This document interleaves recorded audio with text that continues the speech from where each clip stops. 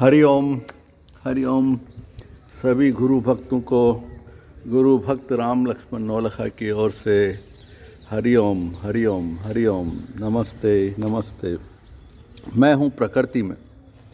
बहुत बड़ा प्रकृति का स्थान है अहमदाबाद के करीब 35 किलोमीटर की दूरी के ऊपर, और इतनी अच्छी प्लांटेशन, रोड, लाइट्स, बिजली और हवा और कहते पक्षी, नेचर ही नेचर यहाँ पे देखी जा सकती है, और स्वच्छ वायु। और मैं यहाँ बैठा हूँ एक छोटे से माछे पर, जिसे माछा कहते हैं।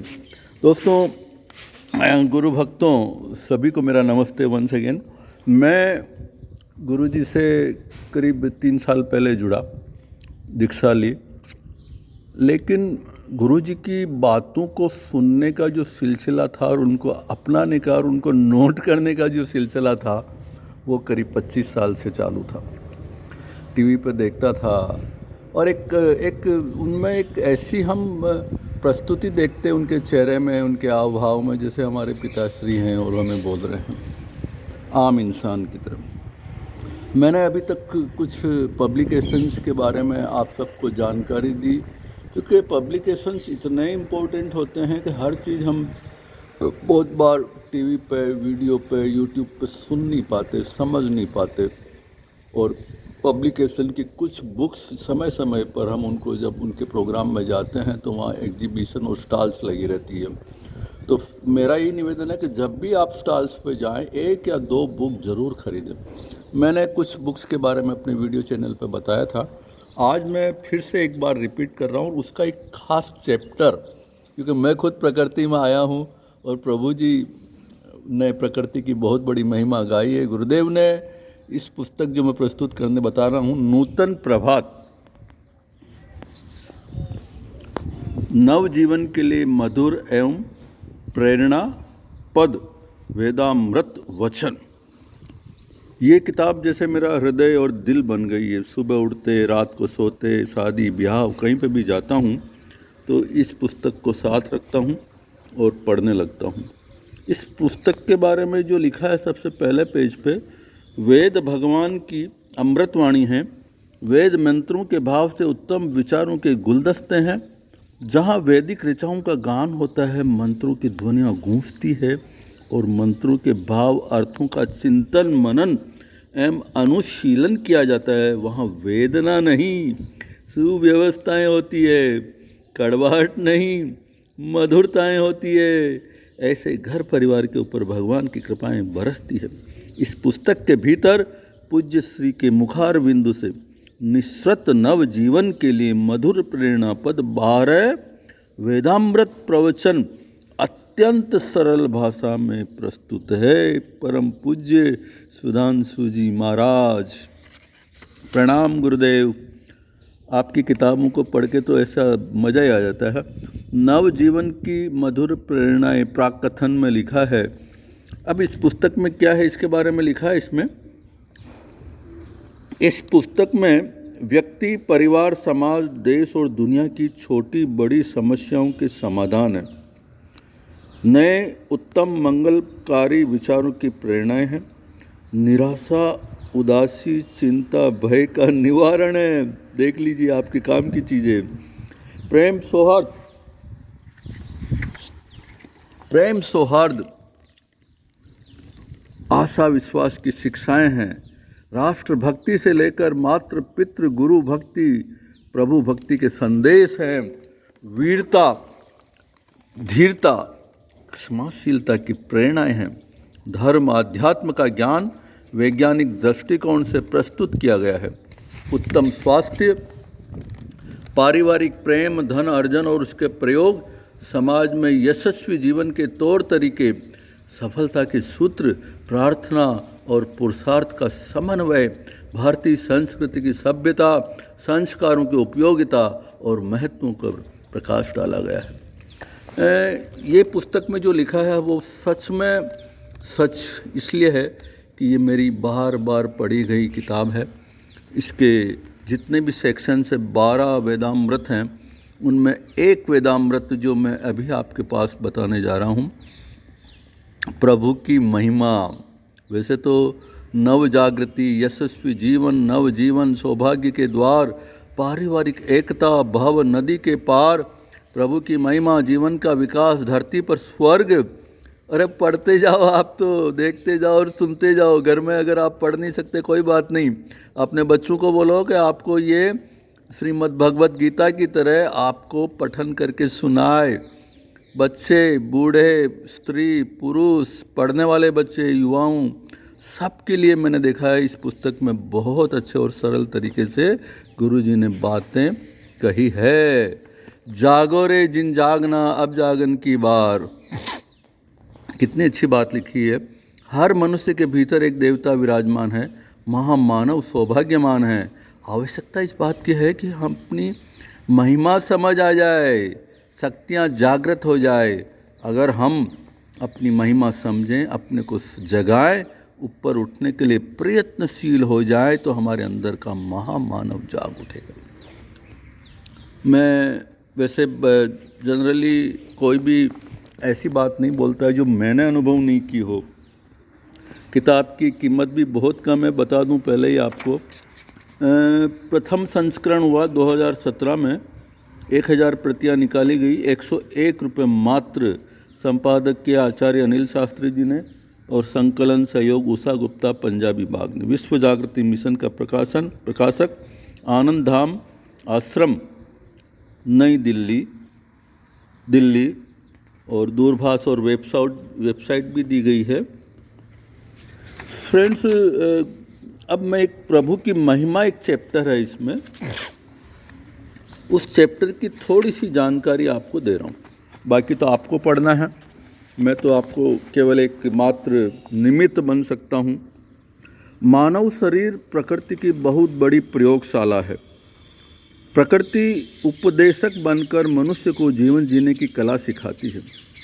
देख रहे हैं ना आप, प्रकृति कैसे कबूतर दौड़ रहे हैं। ओहो हो, पूरी प्रकृति के पेड़ पौधे हरे भरे, पशु पक्षी के बीच में बैठकर। तो क्या बोल रहा था मैं? मानव शरीर प्रकृति की बहुत बड़ी प्रयोगशाला है। प्रकृति उपदेशक बनकर मनुष्य को जीवन जीने की कला सिखाती है। प्रकृति मनुष्य को सजाती है, संवारती है और उसमें भगवान की भक्ति के रंग भरती है।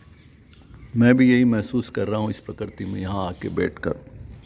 प्रकृति जन्म देने वाली माँ की तरह मनुष्य की रक्षा करती है, क्योंकि अच्छी हवा, अच्छी सांसें हम लेते हैं, ऑक्सीजन हम लेते हैं, तो हम जिंदा रहते हैं। तो गुरुजी ने सही कहा है, प्रकृति जन्म देने वाले माँ की तरह मनुष्य की रक्षा करती है। आज का मानव आधुनिकता से भरपूर चमक दमक तथा दिखावे वाले कृत्रिम जीवन जीकर प्रकृति माता की कृपाओं से दूर होता जा रहा है।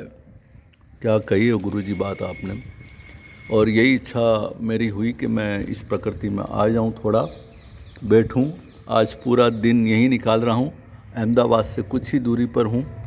आप में से कोई गुरु भक्त अगर अहमदाबाद के आसपास हो तो मुझसे ज़रूर संपर्क करें। किसी दिन मैं भी आपको इस जगह पर लेके आऊं, आपको भ्रमण कराऊं, अपनी इच्छा गुरु भक्तों के साथ शेयर करूं और गुरु जी का आशीर्वाद प्राप्त करूं। प्राचीन समय में ऋषि मुनि, सिद्ध साधक, संत जन प्रकृति के अंग संग स्वस्थ रहते थे। उमंग, उत्साह, उल्लास और उत्सव से युक्त होकर जीवन व्यतीत करते थे।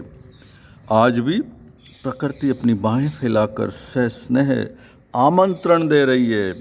आइए आइए मेरे आंचल की छांव में बैठकर अपने जीवन की बगिया को खुशियों से सजाइए। अपने जीवन की बगिया को खुशियों से सजाइए। अब देखिए, यहाँ पे 2 डॉग भी पालतू हैं, यहाँ आके बैठ गए हैं और मेरी वाणी को सुन रहे हैं, गुरुजी के शब्दों को सुन रहे हैं। बहुत ही अच्छे ढंग से बैठ के यहाँ पे प्रकृति का आनंद ले रहे हैं। पेड़ पौधों में जीवन है, ये सभी जानते हैं, लेकिन फिर भी निर्दयी होकर लोग इन्हें क्यों काटते हैं। प्रकृति माँ है, हरियाली उसकी आंचल है, उसकी सुंदरता है, जिससे हमारा जीवन पोषित होता है। उजाड़ने का मतलब है हम अपने पैरों पर स्वयं कुल्हाड़ी मार रहे हैं। अब गुरुजी ने क्या किया है कि जैसे बोला ना वेदामृत, वेदों के वचन को एक्सट्रैक्ट को यहाँ लाया है और उसको इंटरप्रेट करके हमको समझाया है। यजुर्वेद के 25वें अध्याय के 12वें मंत्र में प्रकृति की मनोहरी छटा में भगवान महिमा का अद्भुत वर्णन है। तो देखिए हमारे वेद क्या कहते हैं, उसी को गुरुदेव ने यहाँ प्रस्तुत किया। इसीलिए मैं बोलता हूँ ये किताब पढ़नी चाहिए हमें। यजुर्वेद का यह मंत्र प्रकृति में प्रभु की महिमा का बखान कर रहा है। बर्फ की विशाल चोटियों से आवृत प्रवर श्रृंखलाएं, समुद्र कोक से फूटते हुए झरने, अनेक स्रोतों के सम्मिलन से उपजी इठलाती मचलती हुई नदियां, अगाध जल राशि से युक्त दूर दूर तक फैले प्रदेश और न जाने क्या क्या। जहाँ भी देखो वहीं प्रकृति में प्रभु की महिमा दिखाई जाती है। तो ये वेदों का भी एक्सट्रैक्ट आपको इसमें देखने को मिलेगा। अब ज़्यादा तो नहीं बोलूँगा क्योंकि लंबा हो जाएगा, लेकिन कुछ दृष्टांत भी गुरुदेव ने दिए हैं बीच बीच में। उससे क्या होता है कि हमें पढ़ने में समझ में अच्छे से आता है और सरल शब्द है, बड़े फ़ॉन्ट है, भगवान का रिश्ता, इसको बार बार पढ़ते जाओ बस। मेरे लिए तो ये किताब हृदय बन चुकी है। फिर से एक बार दिखा देता हूँ आपको। बस वीडियो लंबा हो जाएगा, आपका प्यार और स्नेह बना रहे। और कोई जब भी जाए बस एक ही संदेश देना चाहूँगा कि पुस्तकें खरीदें और इस नॉलेज को स्प्रेड करें, बढ़ाएं, अपने गुरु भक्तों और आम आदमियों तक इस नॉलेज को लेके जाएं। तब जाकर कहीं हम लोगों में एक चेतना, जागृति और गुरुजी के संदेश को फैला सकेंगे। और गुरुजी के गुरु भक्त भी हमें उनको गुरु दीक्षा लेकर गुरुजी की प्रेरणाओं को और ज़्यादा उनकी ज़िंदगी, गुरु भक्तों की ज़िंदगी को साजने और संवारने और सुमधुर बनाने के लिए अगर उनकी प्रेरणाओं को समझाना है तो गुरु भक्त के लिए भी उनको आमंत्रण देना चाहिए और दीक्षा भी हमें उनको करवानी चाहिए। यहाँ पे गुरुजी के यहाँ एक बहुत अच्छी बात देखी कि दीक्षा लेने का मतलब ये नहीं है कि गुरुजी के आगे पीछे आपको घूमना है। बहुत से लोगों का एक सवाल रहता है कि हम गुरुजी की दीक्षा लेंगे तो क्या होगा। आप केवल उनके विचारों से बस अपने आप को सजते और संवारते जाइए। गुरुजी के भजन तो इतने मोहक होते हैं। मेरे इस चैनल पर भी मैंने बहुत सारे लाइव रिकॉर्ड किए हैं, डाले हैं भजन। गुरुजी का भाव है चेहरे पे, वो इतना मुस्कान भरा होता है कि गुरुजी कहते हैं कि लंबी मुस्कान जो रखता है, लंबी मुस्कान ये लंबी मुस्कान जैसे ऐसे है ना, ऐसे हमेशा आप ऐसे चेहरे को फुला के रखिए, तो फूल के रहेंगे तो आप अच्छे रहेंगे, स्वस्थ रहेंगे, लंबी वायु रहेगी। गुरुजी कहते हैं ऐसा मैंने